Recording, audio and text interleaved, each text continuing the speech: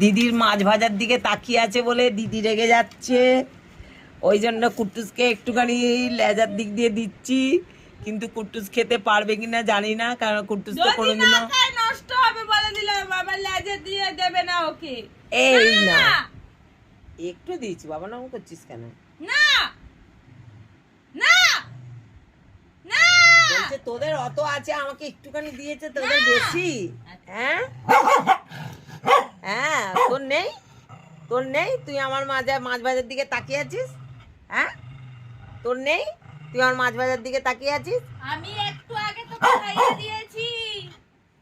হ্যাঁ খাচ্ছিস, খা, দিয়েছি। একদম আমার মাছ ভাজার দিকে তাকাবি না। হ্যাঁ আমার মাছ ভাজার দিকে দেখছে, বেশি বেশি একদম। আমি যেরকম করে বকবো ঠিক সেরকম ভাবে দিদিকে বকবে। আমার মাছ ভাজার দিকে তাকিয়ে আছে, তোর মাছ ভাজা নেই।